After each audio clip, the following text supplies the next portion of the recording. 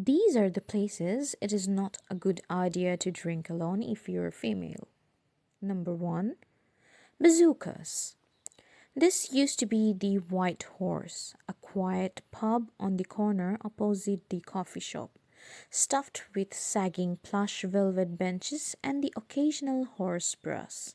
Its sign, half obscured by age related paint loss, now it is a neon clad titty bar where businessmen go late and taut faced girls with too much makeup leave in platform shoes sometime in the small hours, smoking furiously and moaning about their tips. Number 2, Dinos. The local wine bar, packed throughout the 90s, has reinvented itself as a spit and sawdust eatery for yummy mummies in the daylight hours. After 8 o'clock in the evening, it now runs occasional speed dating sessions. The rest of the time, apart from Fridays, its floor to ceiling windows reveal it to be conspicuously and painfully empty. Number 3, any of the older pubs in the back streets beyond the river, which draw small groups of resentful locals, men who smoke roll-ups with dead-eyed pit bulls and who will stare at a woman alone in a pub as a mullah would at a woman taking a stroll in a bikini. Number 4, any of the new cheerfully packed drinking places near the river that are packed with people younger than you, mostly groups of laughing friends with apple mac satchels and thick black glasses, all of whom will make you feel more lonely than if you had just sat indoors. Leave toys with the idea of buying a bottle of wine and taking it home. But every time she pictures sitting in that empty white space alone, she is filled with an unusual dread. She does not want to watch television. The last 3 years have shown her that this is the evening of cosmic jokes, where normally mundane comedy dramas will suddenly, poignantly kill off a husband, or substitute a wildlife program with another about sudden death. She doesn't want to find herself standing in front of the girl you left behind, recalling the day they had bought it together, seeing in that woman's expression the love and fulfillment she used to feel. She doesn't want to find herself digging out the photographs of her dad and of her and David together, knowing with weary certainty that she will never love anybody like that again, and that, while she can recall the exact way his eyes crinkled or his fingers held a mug, she can no longer bring to mind how these elements fitted together. She does not want to feel even the faintest temptation to call his mobile number, as she had done obsessively for the first year after his death, so she could hear his voice on the answering service. Most days now his loss is a part of her, an awkward weight she carries around, invisible to everyone else, subtly altering the way she moves through the day. But today, the anniversary of the day he died, is a day when all bets are off. And then she remembers something one of the women had said at dinner the previous night. When my sister wants to go out without being hustled, she heads for a gay bar. So funny. There is a gay bar not 10 minutes walk from here. She has passed it 100 times without even wondering what lies behind the protective wire grills on the windows. Nobody will hassle her in a gay bar. Liv reaches for her jacket, bag, and keys. If nothing else, she has a plan. Well, that's awkward. It was once, months ago, but I get the feeling she's never quite forgotten it. Because you were so good. Greg wipes another pint glass, grinning, and puts it on the shelf. No, Well, okay, obviously, Paul says. Seriously, Greg, I just feel guilty whenever she looks at me. Like like I promised something I can't deliver.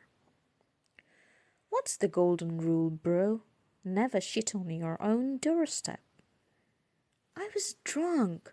It was the night Leonie told me she and Jake were moving in with Mitch. I was. You let your defenses down. Greg does his daytime television voice. Your boss got you when you were vulnerable, plied you with drink, and now you just feel used. Hang on. He disappears to serve a customer. The bar is busy for a Thursday night. All the tables taken, a steady stream of people at the bar. A low hum of cheerful conversation rising above the music. He had meant to go home after he finished at the office. But he rarely gets a chance to catch up with his brother, and it's good to get a few drinks in now and then. Even if you do have to spend your time avoiding eye contact 70% of the customers. Greg rings up some money and arrives back in front of Paul.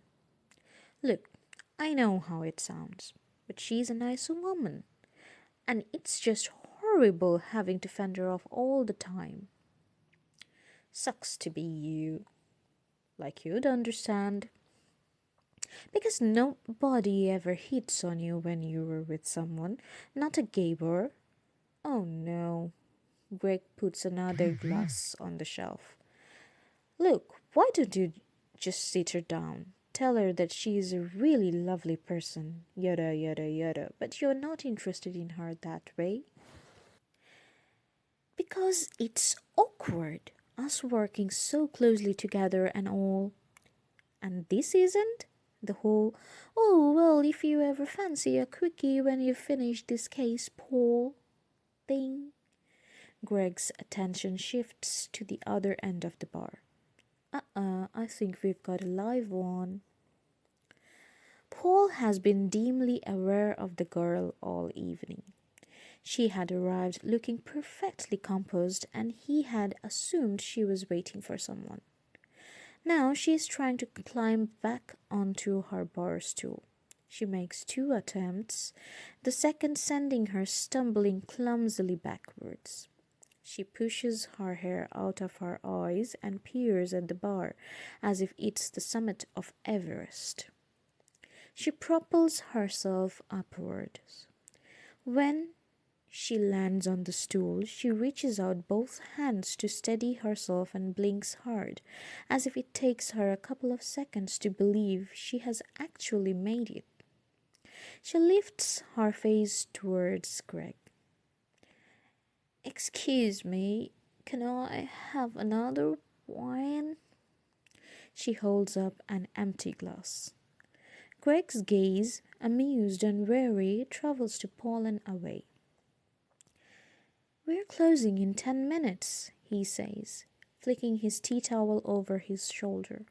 He is good with drunks. Paul has never seen Greg lose his cool.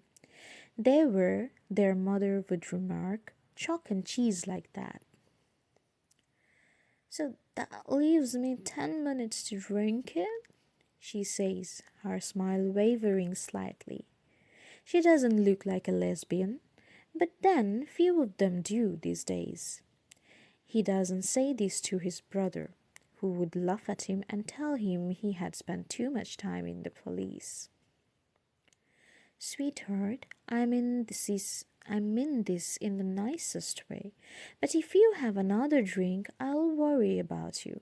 And I really, really hate ending my shift worrying about customers. A small one, she says. Her smile is heartbreaking. I don't even usually drink. Yeah, you're the ones I worry about. Her eyes are strained. This is a difficult day, a really difficult day. Please, can I just have one more drink? And then you can call me a nice, respectable taxi from a nice, respectable farm, and I'll go home and pass out. And you can go home without worrying about me. He looks back at Paul and sighs. See what I have to put up with? A small one, he says. A very small one. Her smile falls away. Her eyes half closed and she reaches down to her feet, swaying for her bag. Paul turns back to the bar, checking his phone for messages. It is his turn to have Jake tomorrow night, and although the thing with him and Leonie is now amicable, some part of him still worries that she will find a reason to cancel. My bag. He glances up. My bag's gone. The woman has slid from the stool and is gazing around at the floor, one hand clutching the bar. When she looks up, her face is leached of color. Did you take it to the ladies? Greg leans across the bar. No, she says, her gaze darting around the bar. It was tucked under my stool. You left your bag under the stool? Greg thoughts. Didn't you read the signs? There were signs all over the bar. Do not leave your bag unattended. Pickpockets operate in this area. Paul can count 3 of them just from where he sits. She has not read them. I'm really sorry, but it's not good around here. The woman's gaze flickers between them, and, drunk as she is, he can see that she guesses what they're thinking. Silly drunk girl. Paul reaches for his phone. I'll call the cops and tell them I was stupid enough to leave my bag under a stool. She puts her face into her hands. Oh God, I just withdrawn £200 for the council tax. I don't believe it. £200. We've had 2 already this week, says Greg. We're waiting for CCTV to be installed.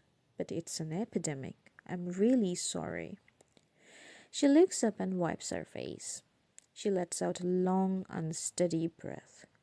She is plainly trying not to burst into tears. The glass of wine sits untouched on the bar. I'm really sorry, but I don't think I'm going to be able to pay for that. Don't give it a thought, says Greg. Here, Paul, you call the cops. I'll go get her a coffee. Right. Time, ladies and gentlemen, please. The police around here do not come out for vanished handbags. They give the woman, whose name is Liv, a crime number and promise a letter about victim support, and tell her they'll be in touch if they find anything. It's clear to everyone that they do not expect to be in touch. By the time she is off the phone, the bar is long empty. Greg unlocks the door to let them out, and Liv reaches for her jacket. I've a guest staying. She's got a spare key. You want to call her? Paul prefers his phone. She looks blankly at him. I don't know her number, but I know where she works. Paul waits. It's a restaurant about 10 minutes walk from here, towards Blackfriars. It's midnight. Paul gazes at the clock. He is tired and his son is being dropped off at 7:30 tomorrow morning. But he cannot leave a drunk woman who has plainly spent the best part of an hour trying not to cry, to walk the back streets of the South Bank at midnight. I'll walk with you, he says. He catches her look of weariness, the way she prepares to decline. Greg touches her arm. You're okay, sweetheart. He's an ex-cop. Paul feels himself being reassessed. The woman's makeup has smudged beneath one eye and he has to fight the urge to wipe it. I can vouch for his good character. He's genetically wired to do this, kind of like a Saint Bernard in human form. Yeah, thanks, Greg. She puts on her jacket. If you're sure you don't mind, that would be really kind of you. I'll call you tomorrow, Paul, and good luck, Miss Leave. Hope it all gets sorted. Greg waits until they are some way down the road, then closes and locks the door. They walk briskly, their feet echoing in the empty cobbled street, the sound bouncing off the silent buildings and around them. It has begun to rain, and Paul rams his hands deep into his pockets, his neck hunched into his collar.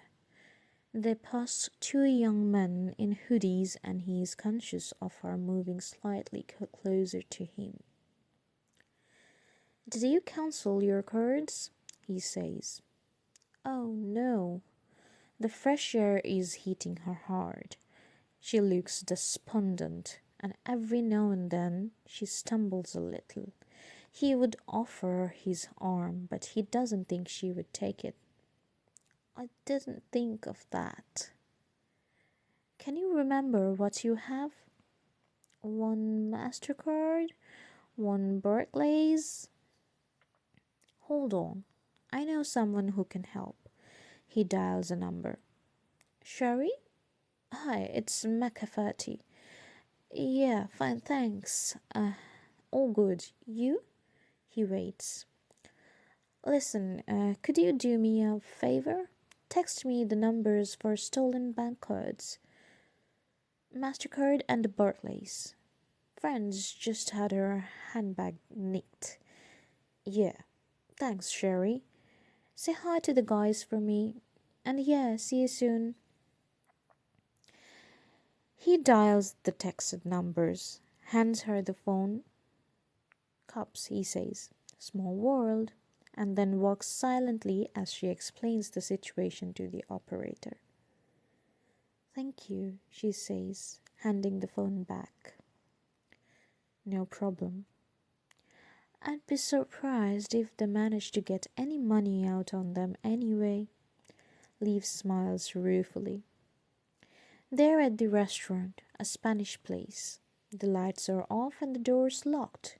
He ducks into the doorway and she peers in through the window, as if willing to show some distant sign of life. Paul consults his watch.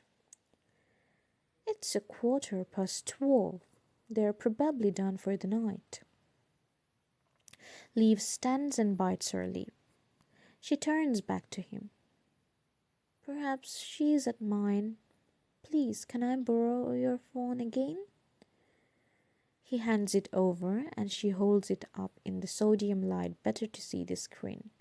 He watches as she taps a number, then turns away, one hand rifling unconsciously through her hair. She glances behind her and gives him a brief, uncertain smile, then turns back. She types in another number, and a third. Anyone else you can call? My dad. I just tried him. Nobody's answering there either. Although it's entirely possible he's asleep. He sleeps like the dead. She looks completely lost. Look, why don't I book you a room in a hotel? You can pay me back when you get your cards. She stands there, biting her lip. £200. He remembers the way she had said it, despairing. This was not someone who could afford a central London hotel room. The rain is falling more heavily now, splashing up their legs, water gurgling along the gutters in front of them. He speaks almost before he thinks. You know what? It's getting late. I live about 20 minutes walk away. You want to think about it and decide when we get to mine? We can sort it all out from there if you like. She hands him his phone. He watches some brief internal struggle take place. Then she smiles, a little wearily, and steps forward beside him. Thank you, and sorry. I really didn't set out to mess up someone else's night, too. Liv grows progressively quieter as they approach his flat, and he guesses that she is sobering up. Some sensible part of her is wondering what she has just agreed to. He wonders if there is some girlfriend waiting for her somewhere. She's pretty, but in the way that women are when they don't want to draw male attention to themselves. Free of makeup, hair scraped back into a ponytail. Is this a gay thing? Her skin is too good for her to be a regular drinker. She has taut legs and a long stride that speak of regular exercise. But she walks defensively, with her arms crossed over her chest. They reach his flat, a second floor maisonette above a cafe on the outskirts of Theatreland, and he stands well back from her as he opens the door. Paul switches on the lights and goes straight to the coffee table. He sweeps up the newspapers and the morning mug. Seeing the flat through a stranger's eyes, too small, overstuffed with reference books, photographs, and furniture. Luckily, no stray socks are washing. He walks into the kitchen area and puts the kettle on, fetches her a towel to dry her hair, and watches as she walks tentatively around the room. Apparently reassured by the packed bookshelves, the photographs on the sideboard, him in uniform, him and Jake grinning, their arms around each other. Is this your son? Yep. He looks like you. She picks up a photograph of him, Jake, and Leonie, taken when Jake was 4. Her other arm is still wrapped around her stomach. He would offer her a t-shirt, but he doesn't want her to think he's trying to get her to remove her clothes. Is this his mother? Yes. You're not gay, then. Paul is briefly lost for words, then says, No. Oh, no, that's my brother's bar. Oh. He gestures towards the photograph of him in uniform. That's not like me doing a village people routine. I really was a cop. She starts to laugh, the kind of laughter that comes when the only alternative is tears. Then she wipes her eyes and flashes him an embarrassed smile. I'm sorry. It's a bad day today. And that was before my bag got stolen. She's really pretty, he thinks suddenly. She has an air of vulnerability, like someone stripped her of a layer of skin. She turns to face him and he looks away abruptly. Paul, have you got a drink? As in not coffee? I know you probably think I'm a complete soak, but I could really, really do with one right now. He flicks the kettle off, pours them both a glass of wine, and comes into the living area. She is sitting on the edge of the sofa, her elbows thrust between her knees. You want to talk about it? Ex-cops have generally heard a lot of stuff. He hands her the glass of wine. Much worse stuff than yours. I'd put money on it. Not really. She takes an audible gulp of her wine. Then abruptly, she turns to him. Actually, yes. My husband died 4 years ago today. He died. Most people couldn't even say the word when he died. When he did. And now they keep telling me I should have moved on. I have no idea how to move on. There's a goth living in my house and I can't even remember her surname. I owe money to everyone, and I went to a gay bar tonight because I couldn't face being in my own house alone, and my bag got nicked with the £200 I'd borrowed from my credit card to pay my council tax. And when you asked if there was anyone else I could call, the only person I could think of who might offer me a bed was Fran, the woman who lives in cardboard boxes at the bottom of my block. He's so busy digesting the word husband that he barely hears the rest. Well, I can offer you a bed. That wary glance again. My son's bed. It's not the world's most comfortable. I mean, my brother slept in it on and off when he broke up with his last boyfriend. And he says he's had to see an osteopath ever since. But it's a bed. He pauses. It's probably better than cardboard boxes. She looks sideways at him. Okay, marginally better. She smiles wryly into her glass.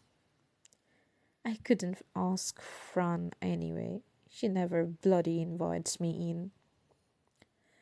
Well, that's just rude. I wouldn't want to go to her house anyway. Stay there. I'll sort you out a toothbrush. Sometimes, Leaf thinks, it is possible to fall into a parallel universe. You think you know what you're in for. A bad night in front of the television, drinking in a bar, hiding from your history. And suddenly, you veer off the track to a whole destination you never even knew was there. It is all, on the surface, a disaster. The stolen bag, the lost cash, the dead husband, the life gone awry. And then you're sitting in the tiny flat of an American with bright blue eyes and hair like a grizzled pelt, and it's almost 3 o'clock in the morning, and he's making you laugh. Properly laugh, as if you have nothing to worry about in the whole world. She has drunk a lot. There have been at least 3 glasses since she got here, and there were many more back at the bar. But she has reached that rare, pleasant state of alcoholic equilibrium. She is not drunk enough to feel sick or woozy. She is just merry enough to be suspended, floating in this pleasurable moment with the man and the laughter and the crowded little flat that carries no memories. They have talked and talked and talked, their voices getting louder and more insistent, and she has told him everything, liberated by shock and alcohol and the fact that he is a stranger and she will probably never see him again. He has told her of the horrors of divorce, the politics of policing, and why he was unsuited to them, and why he misses New York but cannot return until his son is grown up. She wants to tell him everything because he seems to understand everything. She has told him of her grief, her anger, and how she looks at other couples and simply cannot see the point in trying again, because none of them seem really properly happy. Not one. Okay, devil's advocate here. Paul puts down her glass. And this comes from one who totally fucked up his own relationship. But you were married 4 years, right? Right. I don't want to sound cynical or anything, but don't you think that one of the reasons it's all perfect in your head is that he died? Things are always more perfect if they're cut short. An industry of dead movie icons proves that. So, you're saying that if he had lived, we would have got as grumpy and fed up with each other as everyone else? Not necessarily. But familiarity and having kids, work, and stresses of everyday life can take the edge of romance, for sure. The voice of experience. Yeah, probably. Well, it didn't. She shakes her head emphatically. The room spins a little. Oh, come on, you must have had times when you got a bit of fed up with him. Everyone does. You know, when he moaned about you spending money or farted in bed or left the toothbrush cap off. Liv shakes her head again. Why does everyone do this? Why is everyone so determined to diminish what we had? You know what? We were just happy. We didn't fight. Not about toothpaste or farting or anything. We just liked each other. We really liked each other. We were happy. She is biting back her tears and turns her head towards the window, forcing them away. She will not cry tonight. She will not. There is a long silence. Bugger, she thinks. Then you were one of the lucky ones, says the voice behind her. She turns and Paul McCafferty is offering the last of the bottle. Lucky? Not many people get that. Even 4 years of it. You should be grateful. Grateful. It makes perfect sense when he says it like that. Yes, she says after a moment. Yes, I should. Actually, stories like yours give me hope. She smiles. That's a lovely thing to say. Well, it's true. To what's his name? Paul holds up a glass. David. To David, one of the good guys. She is smiling, wide and unexpected. She notes his vague look of surprise. Yes, she says. To David. Paul takes a sip of his drink. You know, this is the first time I've invited a girl back to my place and ended up toasting her husband. And there it is again. Laughter, bubbling up inside her.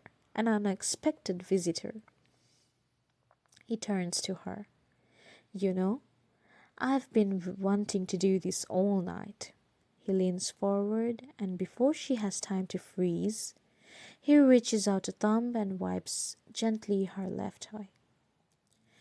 Your makeup, he says, holding his thumb aloft. I wasn't sure you knew. Liv stares at him, and something unexpected and electric jolts through her. She looks at his strong, freckled hands, the way his collar meets his neck, and her mind becomes blank. She puts down her glass, leans forward, and before he can say anything, she does the only thing she can think of and places her lips against his. There is the brief shock of physical contact. Then she feels his breath on her skin, a hand rising to meet her waist, and he is kissing her back. His lips soft and warm and tasting faintly of tannin. She lets herself melt into him, her breath quickening, floating up on alcohol and sensation and the sweetness of simply being held. Oh God, but this man. Her eyes are closed, her head spinning, his kisses soft and delicious. And then he pulls back. It takes her a second to realize. She pulls back too, just a few inches. Her breath stalled in her chest. Who are you? He looks straight into her eyes, blinks. You know, I think you're absolutely lovely, but I have rules about this sort of thing. Her lips feel swollen. Are you with someone? No, I just. He runs a hand over his hair, clenches his jaw. Leave. You don't seem. I'm drunk. Yes, you are. She sighs. I used to have great drunk sex. You need to stop talking now. I'm trying to be really, really good here.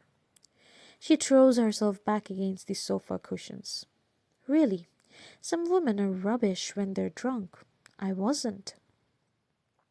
Leave, and you were delicious. His chin is stubbled, as if already altering them to the fact that morning is approaching. She wants to run her fingers along those tiny bristles, to feel them rough against her skin. She reaches out a hand and he shifts away from her. And I'm gone. Okay, yep, I'm gone. He stands, takes a breath. He does not look at her. That's my son's bedroom there. If you need a drink of water or anything, there is a tap. It does water. He picks up a magazine and puts it down again, and then does the same with a second. And there are magazines, if you want something to read, lots of. It cannot stop here. She wants him so badly, it's as if her whole body radiates it. She could actually beg right now. She can still feel the heat of his hand on her waist, the taste of his lips. They stare at each other for a moment. Can't you feel this? Don't walk away. She wills him silently. Please, don't walk away from me. Good night, Liv, he says. He gazes at her for a moment longer, then pads down the corridor and closes his bedroom door silently behind him. 4 hours later, Liv wakes in a box room with an Arsenal duvet cover and a head that thumps so hard she has to reach up a hand to check she isn't being assaulted. She blinks, stares blearily at the little Japanese cartoon creatures on the wall opposite, and lets her mind slowly bring together the pieces of information from the previous night. Stolen bag, she closes her eyes. Oh no. Strange bed. She has no keys. Oh God, she has no keys and no money. She attempts to move. The pain slices through her head so that she almost yelps. And then she remembers the man. Pete? Paul? She sees herself walking through the deserted streets in the early hours. And then she sees herself lurching forward to kiss him. His own polite retreat. You are delicious. Oh no, she says softly, then puts her hands over her eyes. Oh, I didn't. She sits up and moves to the side of the bed, noticing a small yellow plastic car near her right foot. Then, when she hears the sound of a door opening, the shower starting up next door, Liv grabs her shoes and her jacket and lets herself out of the flat into the cacophonous daylight.